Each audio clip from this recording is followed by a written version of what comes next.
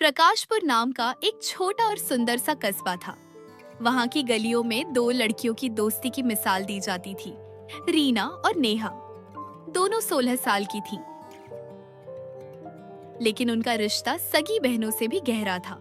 School में एक bench पर बैठना, लंच बॉक्स साझा करना और शाम को साइकिल चलाते हुए घर लौटना, यह उनकी दिनचर्या थी। रीना स्वभाव से बहुत शांत और समझदार थी।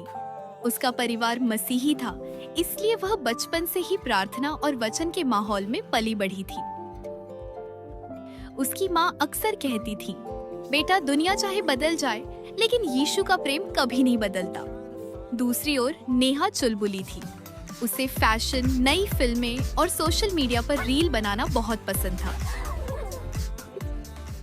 वह अक्सर रीना से कहती, तुझे देखकर लगता है तू किसी और जमाने की है, लेकिन सच कहूं तो तेरे पास बैठकर जो शांति मिलती है वो कहीं और नहीं मिलती। दोनों अलग थीं, फिर भी एक थीं।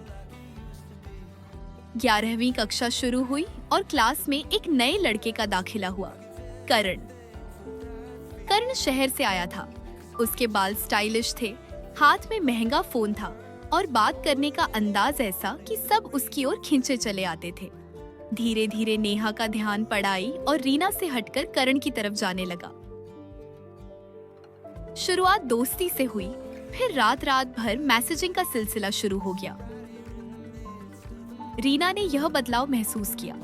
नेहा अब लंच ब्रेक में रीना के साथ नहीं बैठती थी, बल्कि फोन पर व्यस्त रहती थी। एक शाम रीना ने नेहा को टोका, नेहा आजकल तू मेरे साथ समय नहीं बिताती, सब ठीक तो है ना? नेहा ने लापरवाही से बाल झटकते हुए कहा, अरे यार रीना, तू बहुत बोरिंग बातें करती है।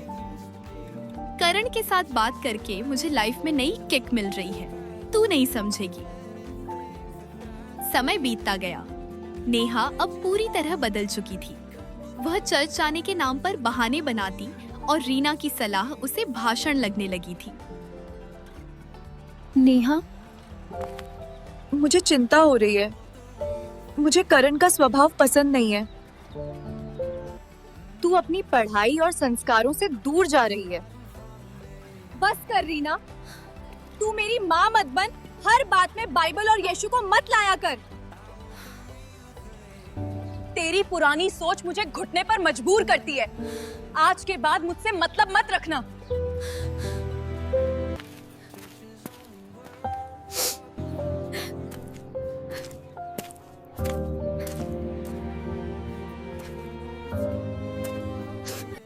उस रात रीना ने अपने कमरे का दरवाजा बंद किया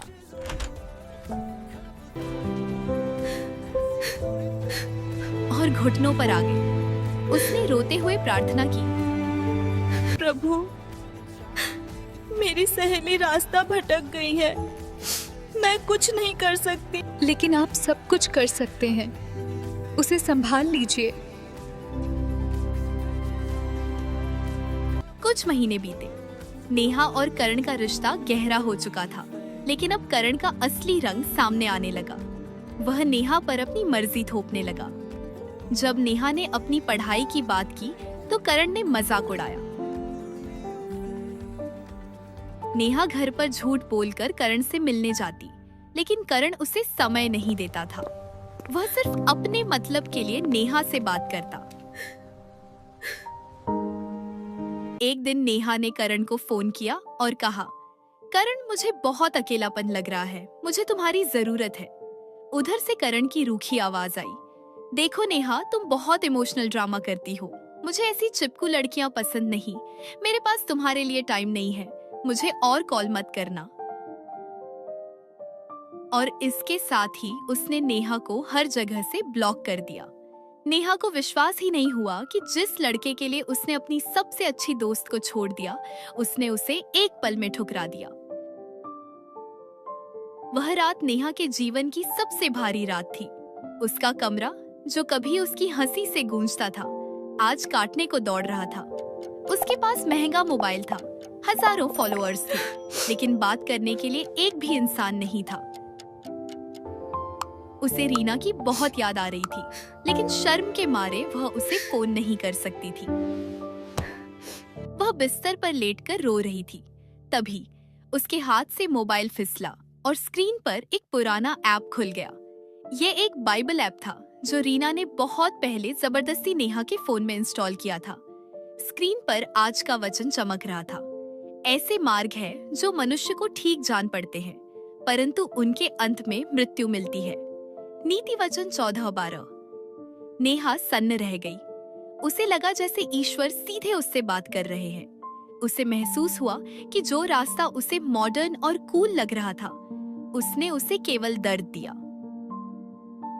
नेहा का हाथ कांपने लगा। उसने ऐप में अगला वचन स्क्रॉल किया। स्क्रीन पर आया, यहोवा टूटे मन वालों के समीप रहता है और पिसे हुओं का उद्धार करता है। भजन संहिता 34:18। इस वचन ने नेहा के पत्थर हो चुके दिल को पिघला दिया। वह अब और रोक नहीं पाई। वह बिस्तर से नीचे उतरी, घुटनों पर बैठी और फूट फूट कर रोने लगी। हे प्रभु यीशु, क्या आप मुझे सुन रहे हैं? मैंने सब कुछ गलत कर दिया। मैं बहुत अकेली हूँ। क्या आप मेरे टूटे दिल को जोड़ सकते हैं? उस रात कमरे में कोई नहीं था, लेकिन नेहा को एक अजीब सी शांति महसूस हुई। एक ऐसी शांति जो करण के साथ या सोशल मीडिया पर कभी नहीं मिली थी। अगली सुबह नेहा की आंखों में सूजन थी, लेकिन चेहरे पर एक नई चमक थी। उसने सबसे पहले अपने फोन से फालतू ऐप्स हटाए। अब वह खाली समय में रील नहीं देखती थी, बल्कि बाइबल के वचनों को पढ़ने की कोशिश करती थी। उसे समझ आ गया था कि सच्चा प्रेम कभी धोखा नहीं देता और वह प्रेम केवल ईश्वर में है। लेकिन एक बोझ अब भी उसके दिल पर था। रीना उसे अपनी दोस्त से माफी मांगनी थी, लेकिन हिम्मत नहीं हो रही थी। रविवार की सुबह उसने फैसला किया। वह तैयार हुई और उसी चर्च की ओर चल पड़ी जहां रीना जाती थी। चर्च के गेट पर पहुंचकर नेहा के कदम रुक गए। उसे अपनी कही हुई कड़वी बातें याद आ रही थीं। तू पुरानी सोच की है? वह सोचने लगी, क्या रीना मुझे अपनाएगी? क्या मैं यहाँ आने के लायक हूँ? तभी चर्च के अंदर से आवाज आई, तू ही रब है, तू ही सब है, तू ही पिता है मेरा। इस गीत ने उसे हिम्मत दी। वह दबे पांव अंदर गई और सबसे पीछे वाली बेंच पर बैठ गई। सामने रीना आंखें बंद करके प्रार्थना कर रही थी। प्रार्थना खत्म हुई। रीना पलटी और उसकी नजर पीछे बैठी नेहा पर पड़ी। नेहा सिर झुकाए बैठी थी और उसकी आंखों से लगातार आंसू गिर रहे थे। नेहा ने रीना को देखते ही कहा, रीना, हाँ मुझे माफ कर दे, मैंने बहुत बड़ी गलती की। मैंने तुझे नहीं, खुद को खो दिया था। रीना ने कुछ नहीं कहा, बस नेहा को जोर से गले लगा लिया। दोनों सहेलियां चर्च के बीचों बीच रोती रहीं। पगली, तुझे माफी मांगने की जरूरत नहीं है। मैंने तुझे कभी अपने दिल से निकाला ही नहीं। मैं रोज प्रभु से यही मांगती थी कि तू सुरक्षित वापस आ जाए। उस दिन के बाद नेहा और रीना की दोस्ती फिर से शुरू हुई, लेकिन इस बार यह पहले से भी मजबूत थी। अब उनकी दोस्ती के बीच में दुनिया की चमक धमक नहीं, बल्कि प्रभु यीशु मसीह थे।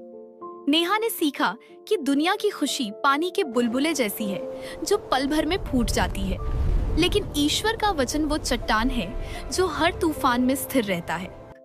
जीवन में कई बार हम गलत रास्तों को चुन लेते हैं क्योंकि वे हमें आकर्षक लगते हैं। हम उन लोगों को दुख पहुंचाते हैं जो हमारा भला चाहते हैं, लेकिन यह कहानी हमें सिखाती है कि कोई भी गलती इतनी बड़ी नहीं कि प्रभु माफ न कर सके। आप चाहे कितनी भी दूर चले गए हों, प्रभु यीशु का हाथ हमेशा आपकी वापसी के इंतजार में खुला रहता है। सच्चे मित्र ईश्वर का वरदान है। जो दोस्त आपको ईश्वर के करीब ले जाए, वही आपका सच्चा हितैषी है। वचन में शक्ति है। जब दुनिया के सारे दरवाजे बंद हो जाते हैं, तब बाइबल का एक छोटा सा वचन भी जीवन बदल सकता है।